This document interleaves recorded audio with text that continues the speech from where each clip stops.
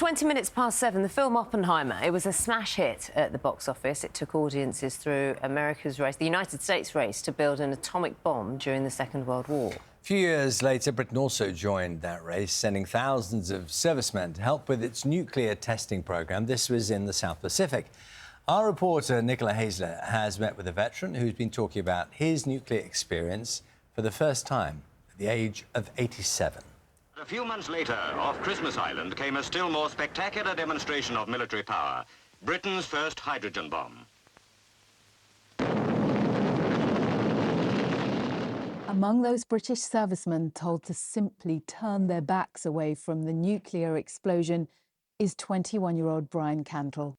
Sent to Christmas Island to carry out his national service, Brian was one of the thousands of young men who witnessed British nuclear bomb tests. I don't know if we can be trusted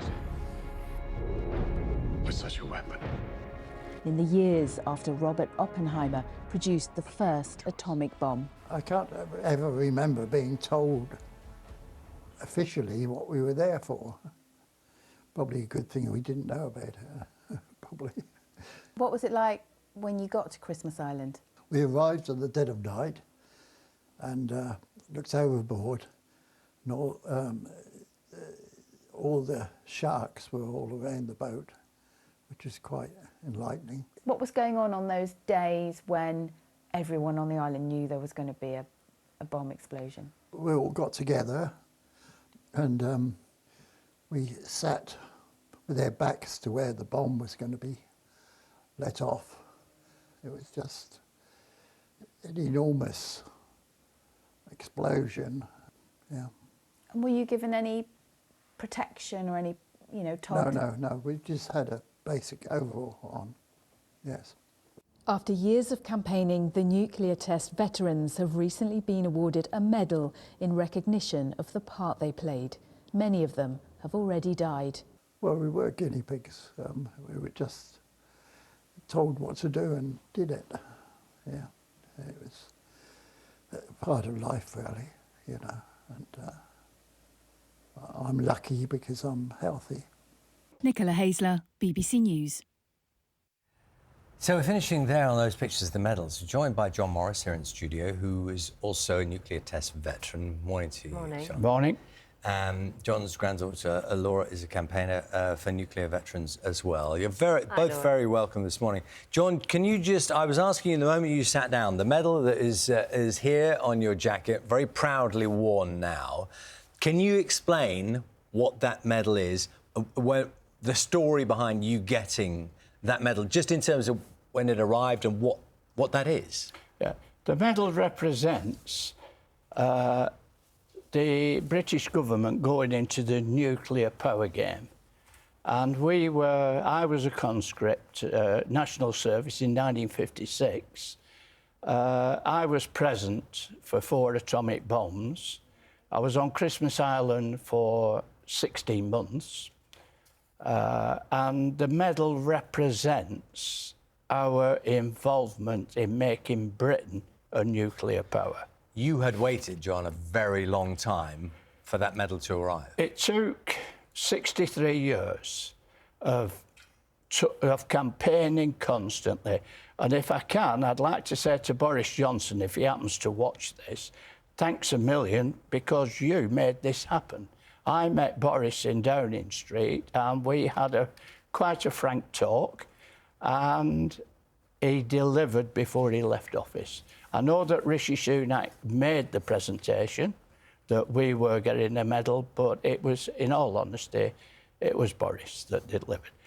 But that was under a great deal of pressure from a lot of veterans.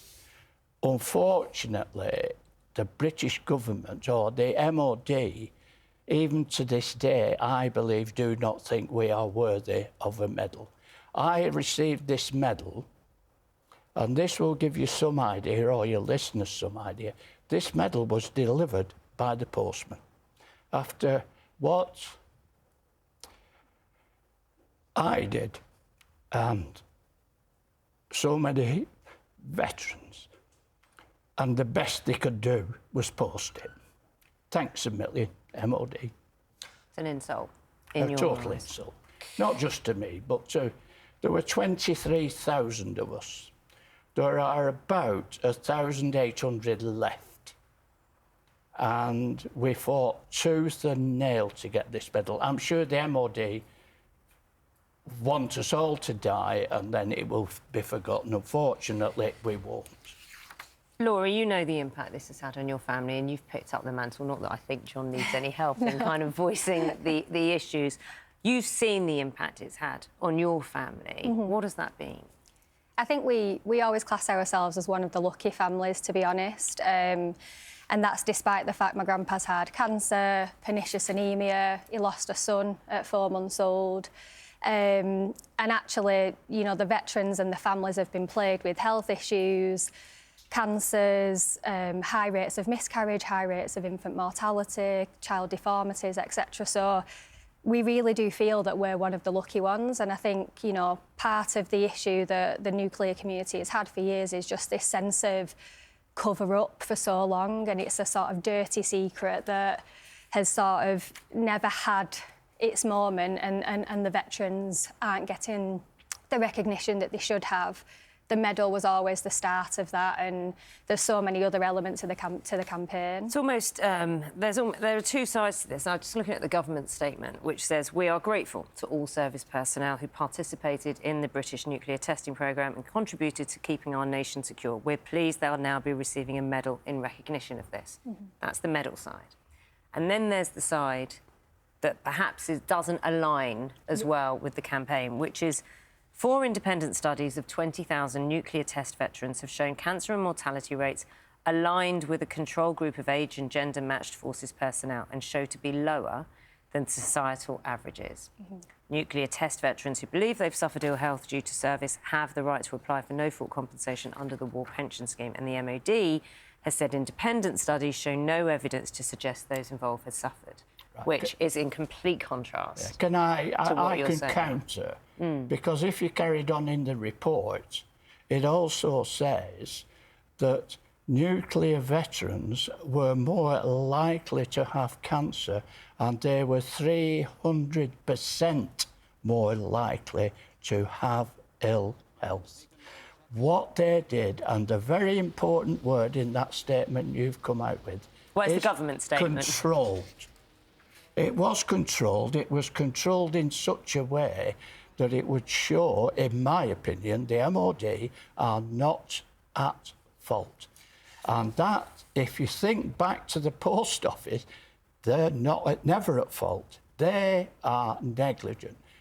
The Prime Minister at the time, Attlee, wrote a letter, and it's documented, you can see it, it's in open domain, that we were subject to an experiment. And his words were, we need to test men, equipment and material against a nuclear explosion. John, that was in 1956. Can I ask you, we were just showing some of the archive picture of the testing. Yeah. Now, I know this is a story you've told to many people, but can you just describe exactly where you were when you watched firsthand at a distance? You're something like, is it 20 miles away when this happened? Yeah. So just take us through where you were, what that moment in time. That moment in time, what your viewers need to understand, I was 18, going on 19. I had no idea I was going to be used for an atomic experiment.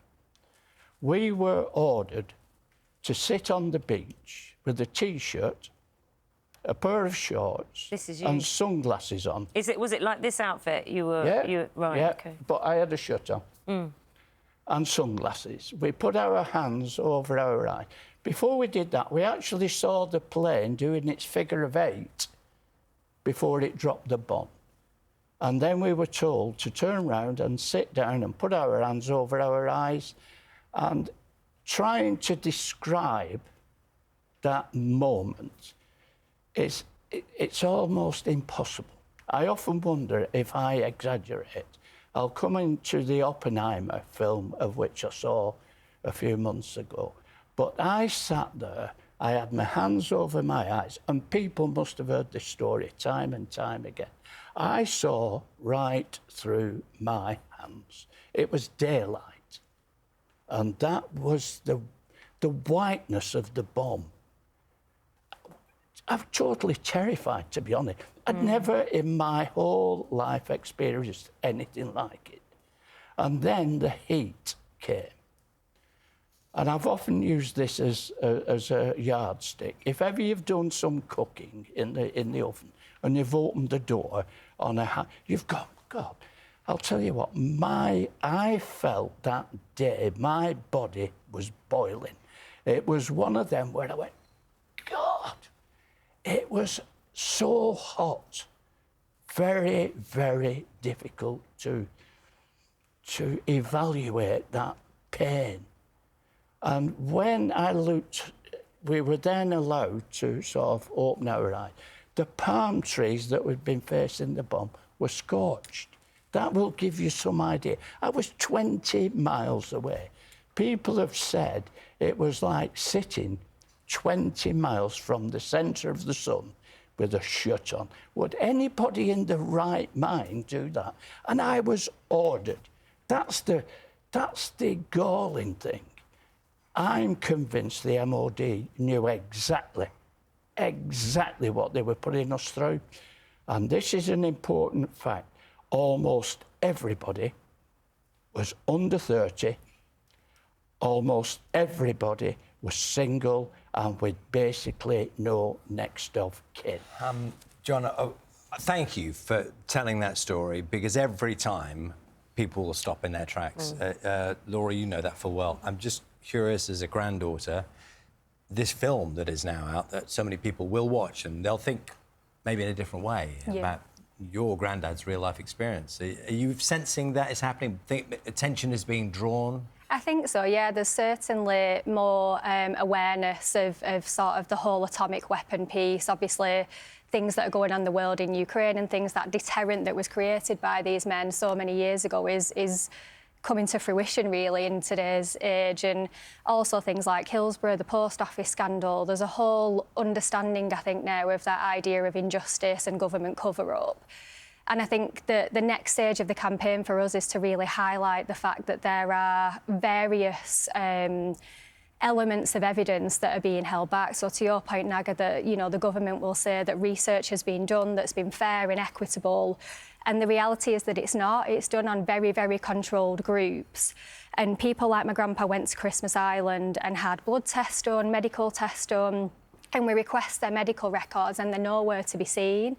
And so what we're trying to say is you can go through the pensions process, you can go through all the research processes, but if that information is not full and accurate, there's absolutely no hope for these men to either get the right health support that they need, their families to get the right health support that they need. And that's why we've launched a crowdfunder. If you Google Nuclear Test Veterans Crowdfunder, we're launching a campaign with McHugh Jury and partners to try and take the MOD to court, to get the release of those records and that information in order to allow these veterans to be able to get proper access to that information. Laura, thank you so much for coming in. John, thank you as well. Good to see you again. I'm very pleased that you have the medal. The method of its delivery, I understand the emotions that brings out, but we appreciate you telling your story. Yeah, thank you. So much. I'm very pleased that you've given me the opportunity, and I sincerely hope nobody thinks about throwing a bomb about, because it'll be devastating for the world. Wise words. Thank you for your time. Thank you. Thank you.